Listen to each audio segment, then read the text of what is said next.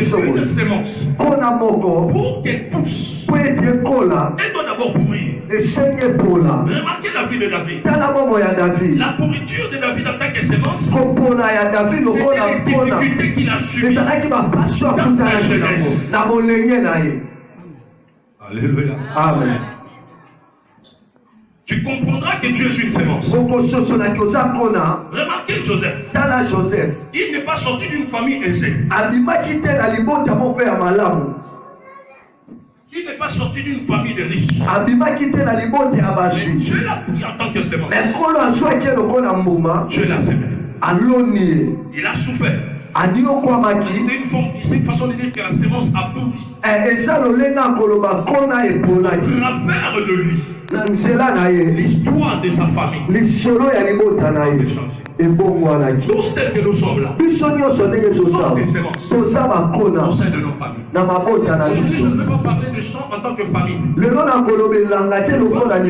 De nos vies. Une parenthèse. Je déclare au nom de Jésus. Il y a des choses que les gens n'ont pas fait dans ta famille. Acceptez la souffrance d'aujourd'hui. Parce qu'une sémence doit d'abord pourrir avant de pousser. Tu feras ce que les gens n'ont pas fait dans ta famille. Peu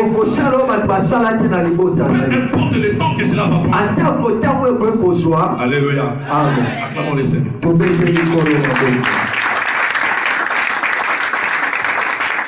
Maintenant, nous parlons du chant qui est notre vie. Ça, c'est plutôt que la vie est un chant. La vie est un chant. Les chants de Dieu. Ce n'est pas les chants des noms. Mais on dit, vous êtes les chants de Dieu. Et dimanche passé, j'avais dit ceci. Quand tu rentres dans un champ, tu vas trouver des plates-bandes. D'abord, la terre est tournée. On a labouré. On n'a pas encore semé. On a tourné déjà la terre. On a tracé des plates-bandes. Non, j'avais parlé de ça le mardi passé. Vous comprenez.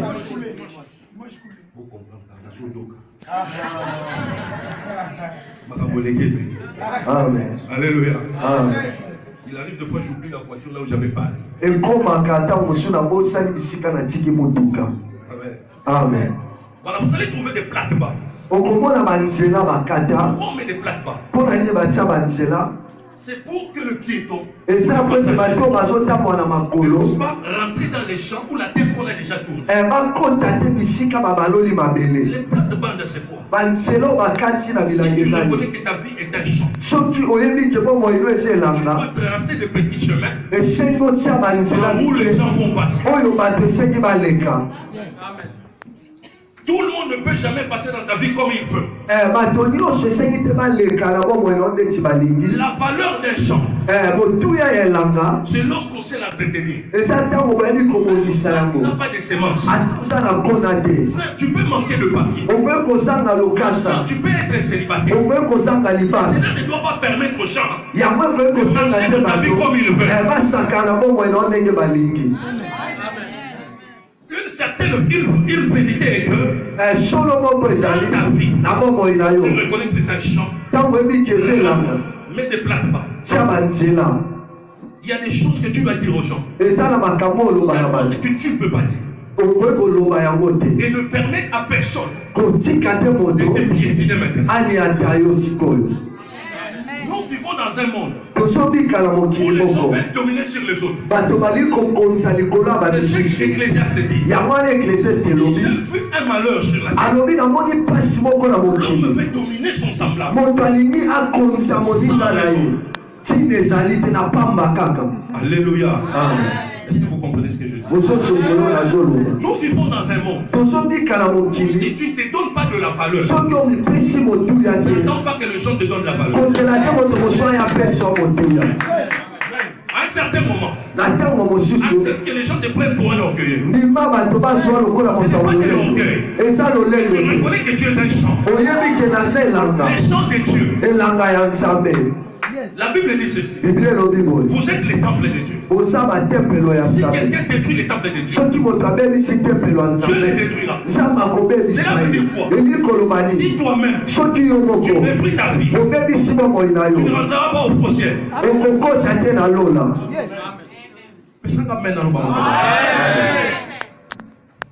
Les gens veulent marcher sur les autres.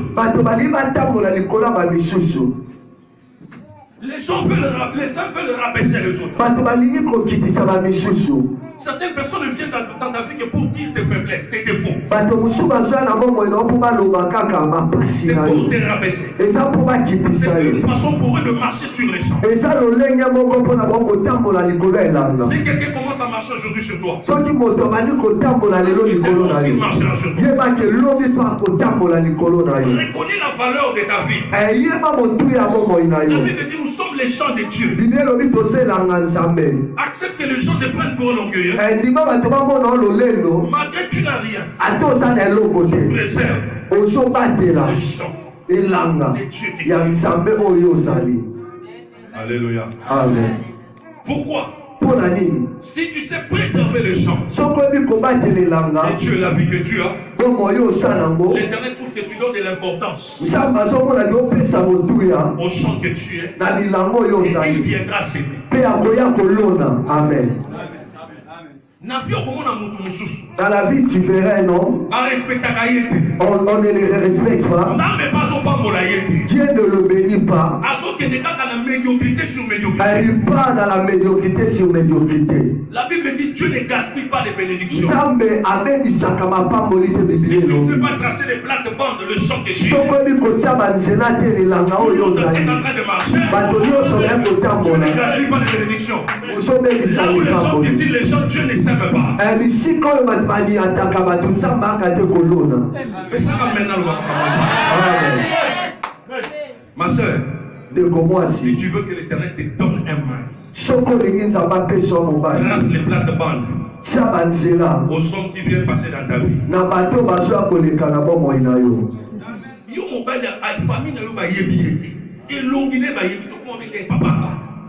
C'est normal ça. Alléluia. Amen.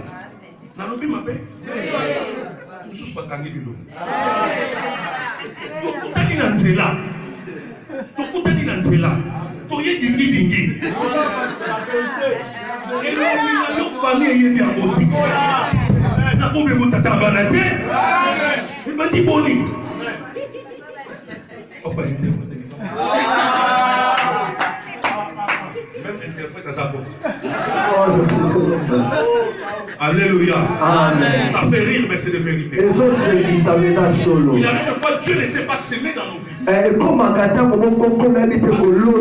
Parce que nous-mêmes, nous ne savons pas respecter les gens que nous sommes. Des plates-bandes. Dis de vérité à certaines personnes. Mon frère, ici tu peux passer. Là-bas tu ne passes pas. Mais c'est ça. C'est ta vie. Les champs de Dieu. Alléluia. Mon frère, tu peux manquer de papier. Mais reconnais seulement une chose. Tu es les champs de Dieu. Tôt ou tard, le propriétaire du champ viendra s'aimer. Cette fois que les hommes dominent sur toi.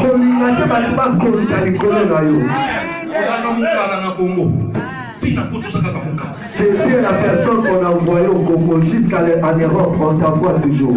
Vraiment. À Kinshasa, c'était la garçon de pouce.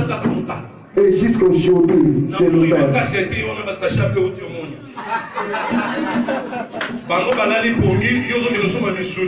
Et il dort, toi tu pars en mode pour acheter la c'est pas parce que tu n'as pas d'argent. Et ça te pose à ceux qui sont bénis aujourd'hui, ils ne sont pas venus en Europe pour dans ce monde avec de l'argent. Le propriétaire du champ, c'est lui qui sème. Tu ne connais pas la nature de la sémence que Dieu veut semer dans ta vie.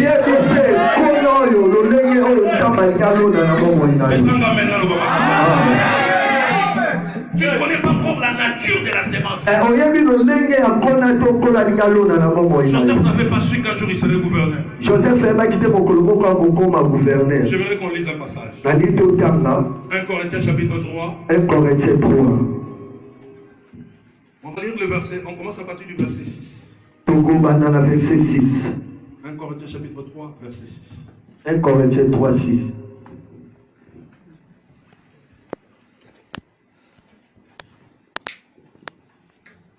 « 1 Corinthiens 3, 6.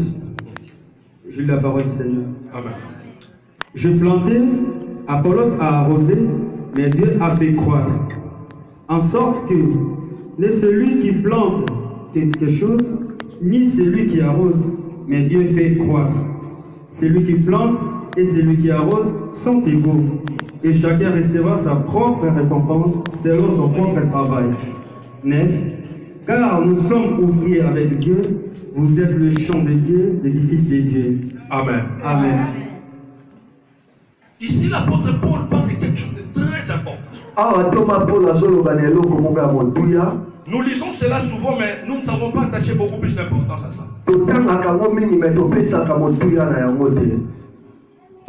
Il dit, moi j'ai planté.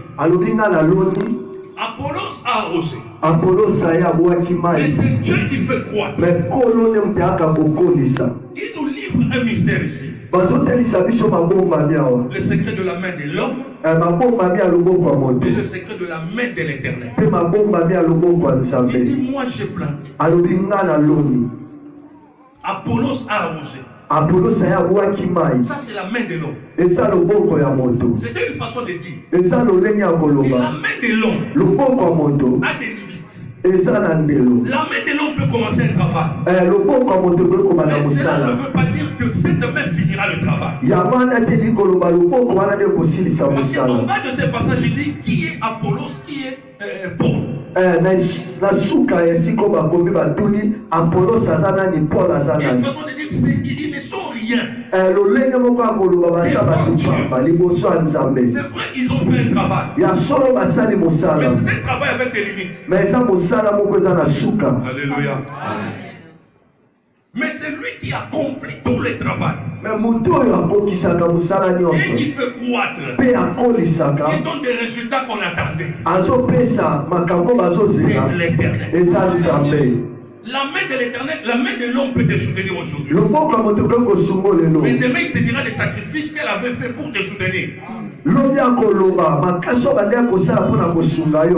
il dit moi j'ai planté, c'est une façon de dire. Je suis allé loin pour chercher. Il est allé chercher la semence chez les semeurs. Quand il parle d'Apollos, il a arrosé. C'est un travail de sacrifice. Et ne te fie jamais à la puissance ou à la main de l'homme. Ne te confie jamais à la main de l'homme. La main qui te nourrit aujourd'hui, elle ne te nourrira pas. Alléluia. Amen. Alléluia. Amen. Nos parents nous ont mis au monde. On a grandi. Mais ils ne sont plus là. Ils nous ont laissés quand même on n'avait pas encore arrivé à ce qu'ils attendaient de nous. Il y a des parents qui meurent. Ils laissent des petits enfants. Ces enfants-là grandissent. Qui fait grandir ces enfants? Quelqu'un peut te payer le billet d'avion. Tu vis en Europe. Mais c'est la main de l'homme. Une main de sacrifice. Ne fais pas de cette main la main de Dieu. Non. Parce que tu peux arriver quelque part. Cette main arrêtera de te soutenir. Alléluia. Est-ce qu'on peut acclamer les Seigneurs?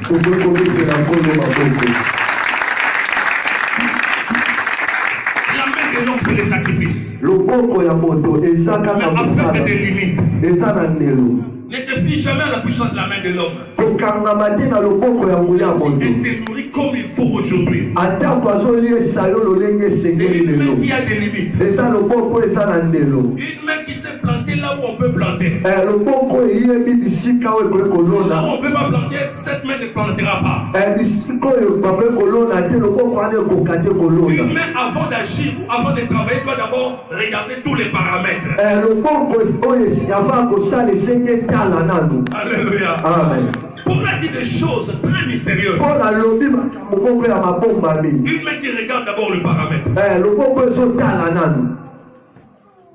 Est-ce que je peux?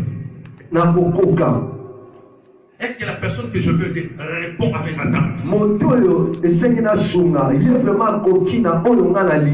vivons un temps quand quelqu'un veut t'aider, il pense ou il réfléchit si un jour tu pourras lui faire aussi le bien qu'il te fait aujourd'hui.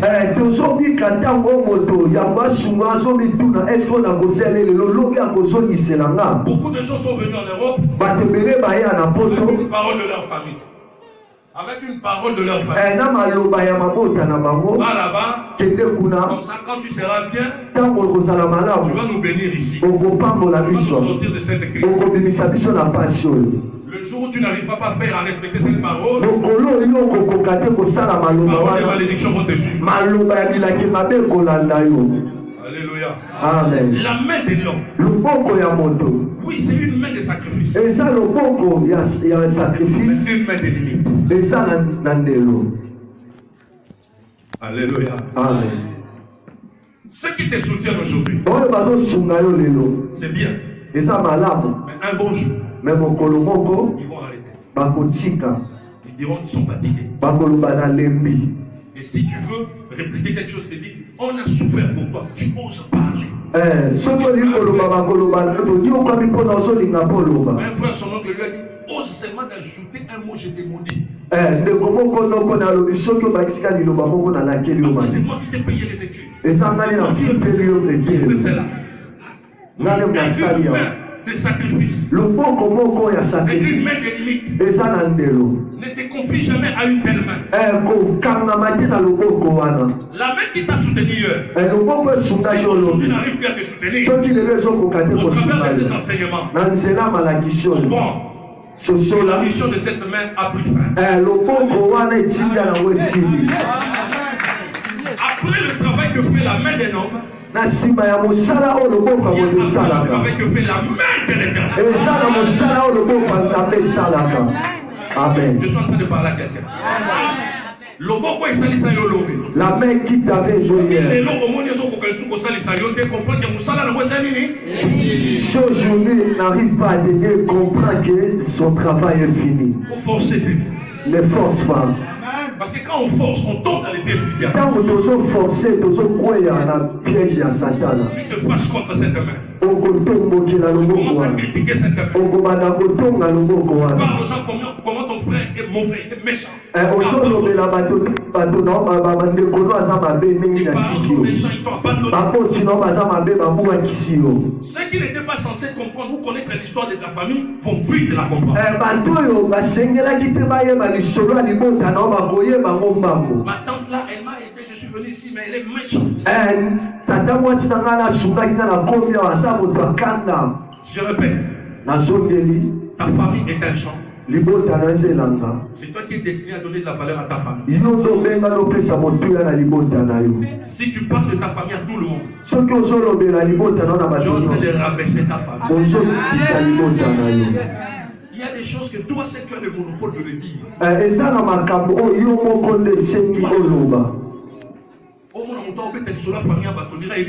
Tu verras quelqu'un en train de dire l'histoire de la famille d'autrui, c'est comme s'il est né dans cette famille-là.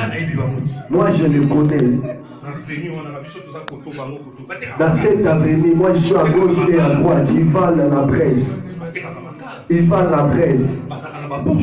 Ils ont des pouces-pouces. Tu es devenu le porte-parole de la famille d'autrui. Alléluia. Amen. Toi seul, tu as le monopole de dire des choses même concernant ta vie.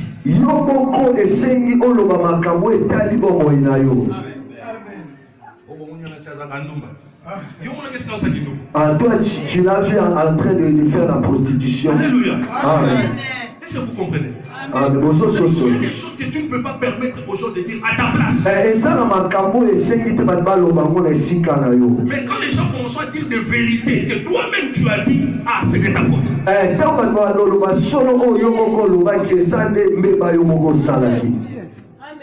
Il faut changer ma paix. Amen. Tu verras quelqu'un en train de dire qu'ils sont nés au nombre de 5. Son grand frère est long. Celui qui fait après, il est court. Et l'autre reste.